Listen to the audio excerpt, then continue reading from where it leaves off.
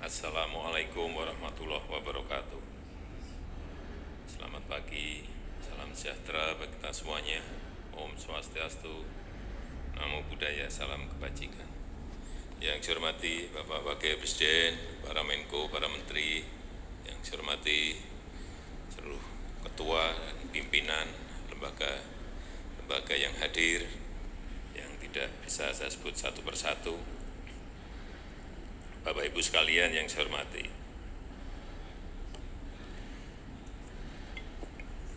suasana dalam 3 bulan ke belakang ini dan ke depan mestinya yang ada adalah suasana krisis. Kita juga mestinya semuanya yang ada di sini sebagai pimpinan, sebagai penanggung jawab, kita yang berada di sini ini bertanggung jawab kepada 260 juta penduduk Indonesia. Tolong digarisbawahi. Dan perasaan itu tolong sama, kita sama. Ada sense of crisis yang sama. Hati-hati. OECD terakhir sehari 2 hari yang lalu menyampaikan bahwa growth, pertumbuhan ekonomi dunia terkontraksi 6, bisa sampai ke 7,6%. 6 sampai 7,6% minusnya. Bank Dunia menyampaikan bisa minus 5%. Perasaan ini harus sama. Kita harus ngerti ini. Jangan biasa-biasa saja. Jangan linier. Jangan menganggap ini normal. Bahaya sekali kita. Saya melihat masih banyak kita yang menganggap ini normal. Nah, kalau saya lihat Bapak, Ibu, dan saudara-saudara masih ada yang melihat ini sebagai sebuah masih normal, berbahaya sekali. Kerja masih biasa-biasa saja. Ini kerjanya memang harus ekstra luar biasa, extraordinary. Perasaan ini tolong sama. Kita harus sama perasaannya. Kalau ada yang berbeda satu saja sudah berbahaya. Jadi tindakan-tindakan kita, keputusan-keputusan kita, kebijakan-kebijakan kita, suasana adalah harus suasana krisis. Jangan kebijakan yang biasa-biasa saja, menganggap ini sebuah kenormalan. Apa-apaan ini? Mestinya suasana itu ada semuanya. Jangan memakai hal-hal yang standar pada suasana krisis. Manajemen krisis sudah berbeda semuanya mestinya. Kalau perlu kebijakan perpu, ya perpu saya keluarkan. Kalau perlu perpres saya keluarkan. Kalau saudara-saudara punya peraturan menteri keuangan, keluarkan untuk menangani negara, tanggung jawab kita kepada 267 juta rakyat kita.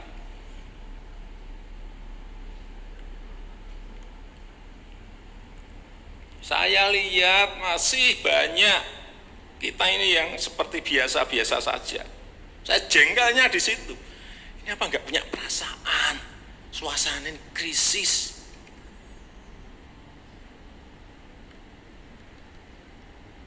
Yang kedua, saya peringatkan belanja-belanja di kementerian. Saya lihat laporan masih biasa-biasa saja. Segera keluarkan belanja itu secepat-cepatnya karena uang beredar akan semakin banyak. Konsumsi masyarakat nanti akan naik. Jadi belanja-belanja kementerian tolong dipercepat. Sekali lagi, jangan menganggap ini biasa-biasa saja. Percepat, kalau ada hambatan keluarkan peraturan menterinya agar cepat. Kalau perlu perpres, keluarkan perpresnya. Untuk pemulihan ekonomi nasional misalnya saya berikan contoh. Bidang kesehatan. Itu dianggarkan 75 triliun. 75 triliun. Baru keluar 1,53%, coba. Uang beredar di masyarakat kerem ke situ semua. Segera itu dikeluarkan dengan penggunaan yang tepat sasaran sehingga men-trigger ekonomi.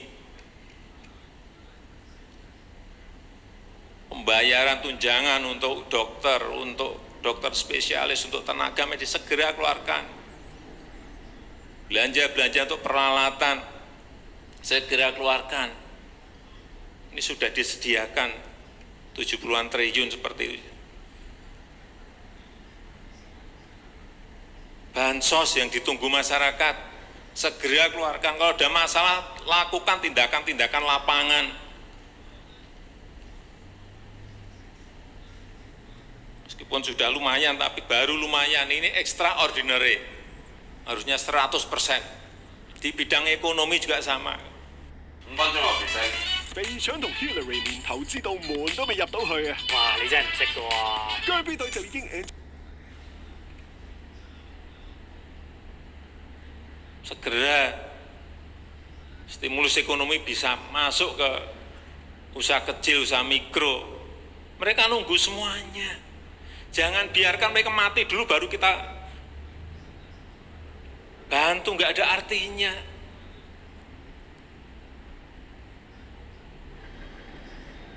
Berbahaya sekali kalau perasaan kita seperti nggak ada apa-apa, berbahaya sekali.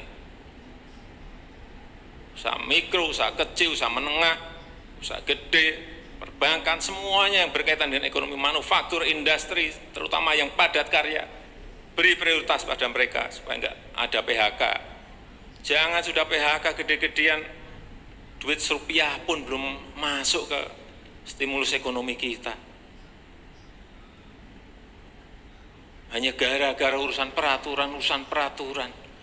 Ini extraordinary. Saya harus ngomong apa adanya, nggak ada progres. Yang signifikan nggak ada.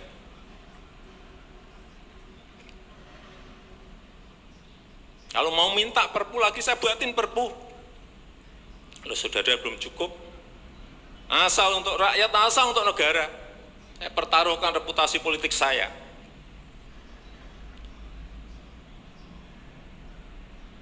Sekali lagi tolong ini betul-betul dirasakan kita semuanya. Jangan sampai ada hal yang justru mengganggu. Sekali lagi, langkah-langkah extraordinary ini betul-betul harus kita lakukan. Dan saya membuka yang namanya langkah, entah langkah-langkah politik, entah langkah-langkah kepemerintahan akan saya buka.